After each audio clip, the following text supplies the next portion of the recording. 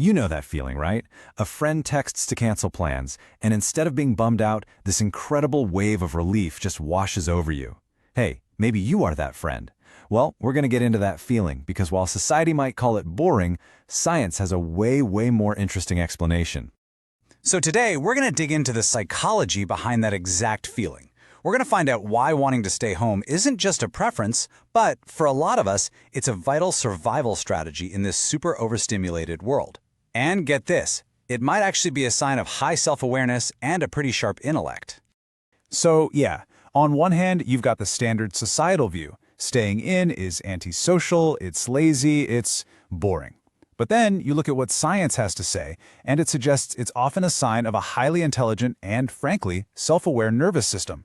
A system that knows exactly what it needs to thrive. So here's how we're going to break this all down. We're going to look at 5 key ideas.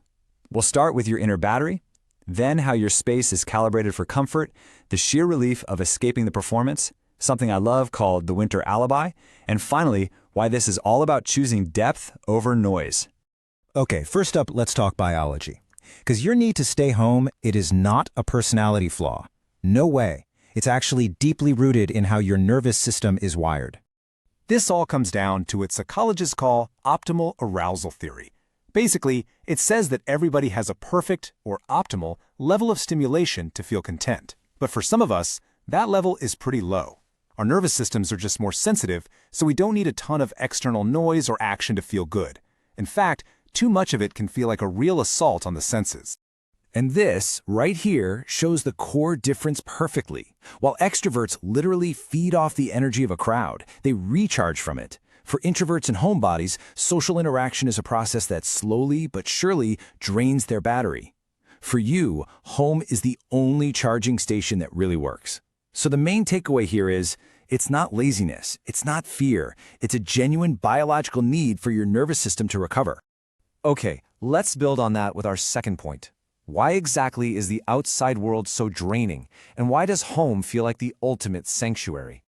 Well, it's simple. At home, you are the master director of your own space. I mean, think about it. You control the lighting, the noise level, the social demands, or even better, the lack of them, the temperature, the entire vibe. The outside world is totally unpredictable, but your home? It's a space that's perfectly calibrated just for you. You know, there's actually a name for this: territorial comfort. It's this deep, primal sense of safety that comes from being in a space you completely control. And for people with high sensitivity, this control isn't just a nice-to-have, it's a full-on survival mechanism. All right, next up, the social why. Because let's be real, home is the one and only place where the mask can finally come off. The minute you step outside your home, you're constantly performing what's called social masking. You're monitoring your facial expression, you're adjusting your tone of voice, you're trying to manage other people's emotions, all to meet these unspoken social expectations. It is a huge amount of emotional work, but at home, that performance finally ends. The world stops demanding something from you. And this quote just says it all, doesn't it? At home, your breathing gets deeper, your shoulders relax, and your thoughts become your own again. It's not a stage where you have to perform, it's the one space where you are allowed to just exist. Now for a really fascinating seasonal twist. Have you ever noticed that staying home just feels so much better in the winter than it does in the summer? Well, there's a powerful psychological reason for that.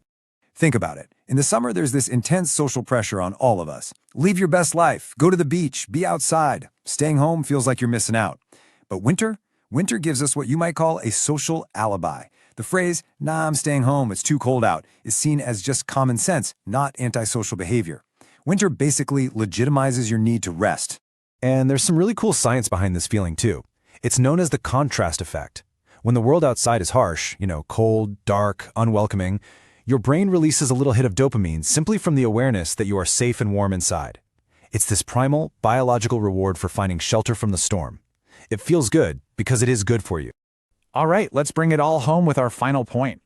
We're going to reframe this love of solitude, not as a weakness, but as a genuine intellectual and creative strength, a superpower. Research consistently shows that people who love solitude are often more creative, better at self-reflection, and are superior problem solvers. Staying home isn't about doing nothing. It's about creating the perfect conditions for your brain to switch into a deep processing mode. And that really brings us to the core idea here. It's in the quiet that the best ideas are born, because your internal world is already so rich that you don't actually need constant external stimulation to feel whole or entertained. You've got everything you need right inside. So, if you're someone who prefers a good book or a great show over a noisy party, you are not broken. You're just a person who values depth over noise and peace over performance. Your ability to genuinely enjoy your own company, that's a powerful form of emotional intelligence. And please, remember this. Protecting your personal space, your sanctuary, is not an act of selfishness. It is an act of self-preservation. It's about knowing what you need to stay whole in a world that is constantly trying to pull you apart. So I'll just leave you with this question to think about. What does your perfect, recharging evening at home actually look like? Knowing that answer and then really honoring it, well, that might just be your greatest superpower of all.